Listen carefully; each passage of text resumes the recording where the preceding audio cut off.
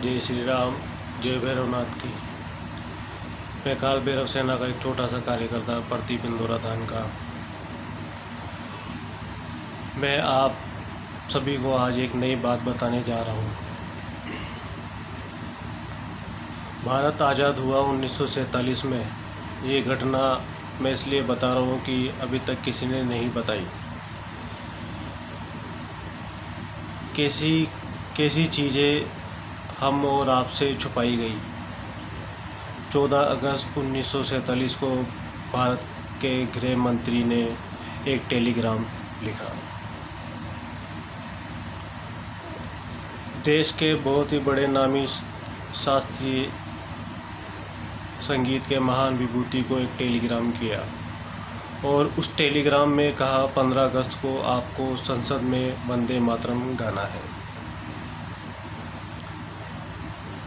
और रेफरेंस में आपको इसलिए बता रहा हूँ, उस वक्त भी उन परिस्थितियों में जहाँ बड़े सारे दबाव थे, हम बहुत सी चीज़ें नहीं कर पा रहे थे, जब बहुत से सारे काम आप और हम नहीं कर सकते थे।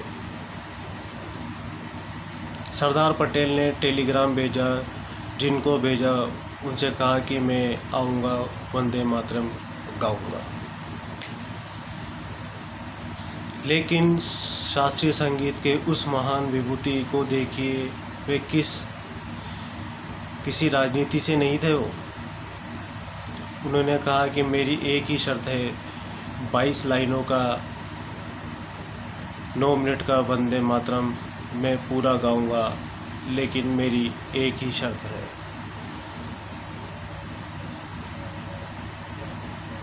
सरदार पटेल ने कहा कि आपकी मुझे सभी शर्तें मंजूर हैं और एक चार्टर्ड प्लेन भेजा गया और उन्हें मद्रास लेकर आया।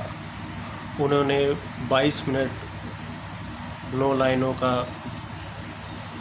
पूरा वंदे मातरम गाया। उस महान आदमी का नाम पंडित ओमकार नाथ ठाकुर था। अगर वे संगीतकार भी थे तो उनको मौका मिला संगीत बजाने का, तो उन्होंने अपने राष्ट्र के प्रति ज़्यादा महत्व दिया, वंदे मातरम पर दिया, ना कि अपने गाने बजाने पर।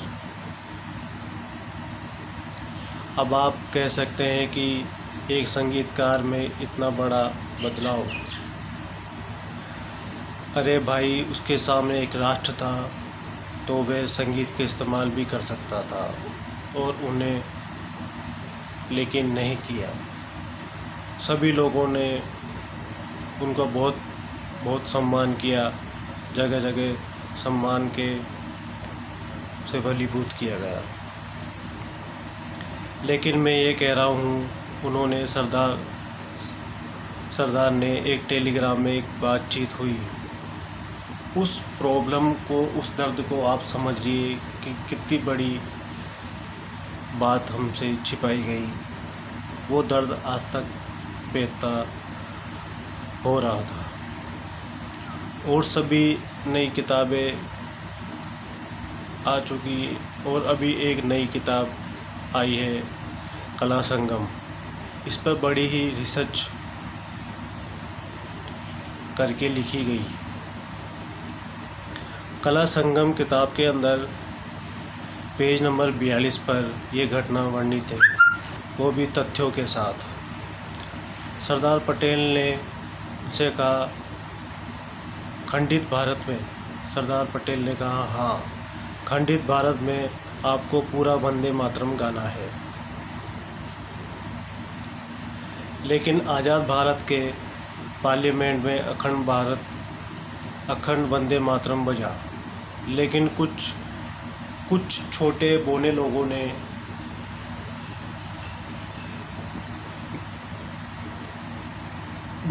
ने इसके बाद की घटना सुनिए आप। जब वंदे मातरम बजा, मौलाना अब्दुल कलाम जैसा फ्रॉड और तमाम वे लोग जिनको भारत के इतिहास में महान मुसलमान बताया गया, वे सब लोग खड़े हो के चले गए। आप शकील उल रहमान वर्क का नाम एक समाजवादी पार्टी का एमपी है।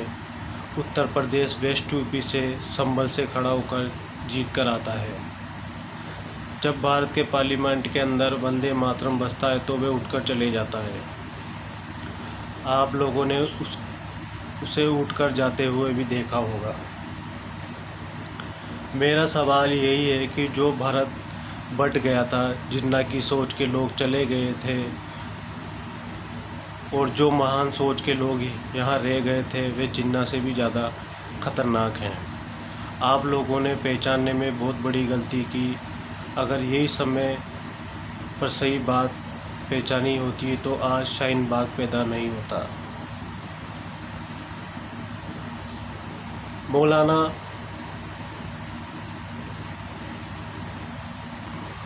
मौलाना आज़ाद के अंडर में एक कमेटी बनी और ये माहौल क्रिएट किया गया कि वंदे मातरम के अंदर देवी देवताओं का जिक्र है। इससे हमारी भावनाओं को आहत पहुंचता है, लिहाजा हम इसको सुनना पसंद नहीं करेंगे। ये जब की बात है जब आपने मज़हब के नाम पर एक देश मांग लिया था। उन छोटे से लोगों ने कोई शर्म कोई डर नहीं था, क्योंकि जानने वाले जाग चुके थे और जो यहाँ सेकुलरिज्म के नाम से बैठे हुए थे उनसे ज़्यादा खतरनाक है। उन्होंने उन्हीं का एजेंडा पूरा किया और बाकायदा संशोधन हुआ और कहा गया कि इसके ऊपर 4-5 लाइनें ही गाई जाएगी, क्योंकि देश में जो मुसलमान यहाँ रहकर हम पर एहसान कर रहे थे, उनकी भावनाएं आहत होती है। इस देश में किसी ने नहीं पूछा कि 21 लाख लोग मारे गए, जो हज़ारों हिंदुओं की भावनाएं आहत हो रही थी, क्योंकि आपकी चिंता नहीं थी, क्योंकि आपने बौने लोगों को लीडर बना दिया था। अभी भी समय है भाइयों, वक्त रहते समझ जाओ। मेरी यही है तमन्ना कि वक्त रहते जो समझ जाए वही सुरक्षित रहेगा। जय श्री राम, जय भैरवनाथ की।